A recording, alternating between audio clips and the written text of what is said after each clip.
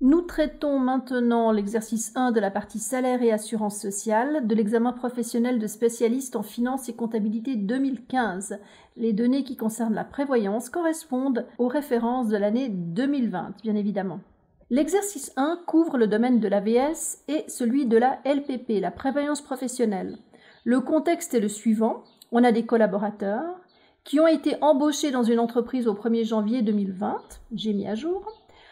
On a un collaborateur pour lequel un accord a été conclu avec l'employeur. Il touche un salaire net de 1 950 francs.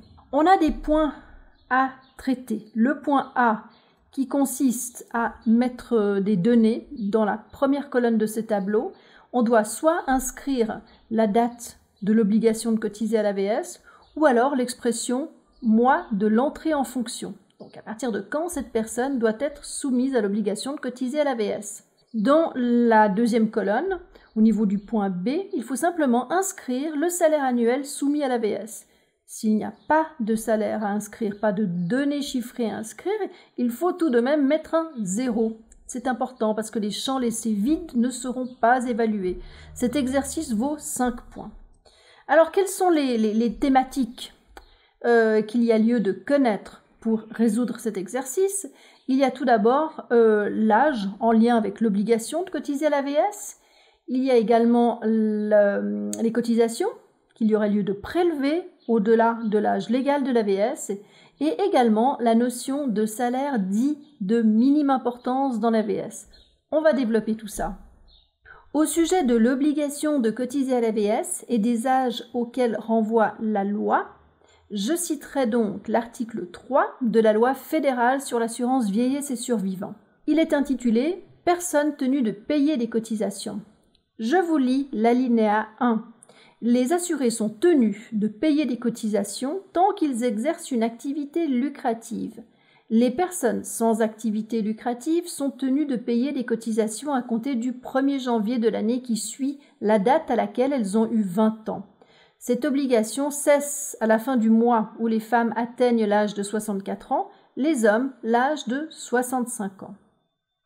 Également au niveau de l'alinéa 2, on nous dit « ne sont pas tenus de payer des cotisations les enfants qui exercent une activité lucrative jusqu'au 31 décembre de l'année où ils ont accompli leur 17e année ».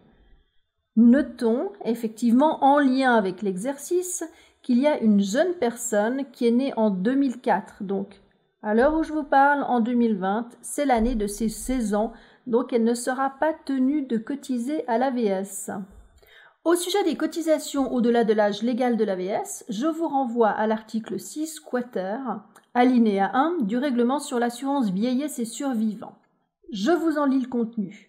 Les cotisations des personnes exerçant une activité dépendante, ayant accompli leur 64e année pour les femmes et leur 65e année pour les hommes, ne sont perçues auprès de chaque employeur que sur la part du gain qui excède 1 400 francs par mois ou 16 800 francs par an. Nous avons, dans le cadre de cet exercice, un certain monsieur Urs Kleiber qui est né en 1947 et on nous a dit qu'il avait un salaire brut de 22 000 francs. Alors nous retrancherons une franchise de 16 800 francs de son salaire brut de 22 000 francs pour ne soumettre à l'AVS que 5 200 francs.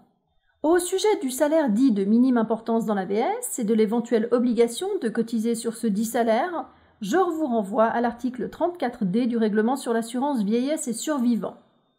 Son alinéa 1 dit « Lorsque le salaire déterminant n'excède pas 2 300 francs par année civile et par employeur, les cotisations ne sont perçues qu'à la demande de l'assuré. » Je vous livre également le contenu de l'alinéa 2, puisqu'il est question d'une obligation de cotiser à l'AVS pour deux types de profils professionnels. Ce sont déjà des personnes employées dans des ménages privés et ensuite des personnes qui sont actives dans le domaine de la culture, enfin du spectacle, dans le domaine artistique.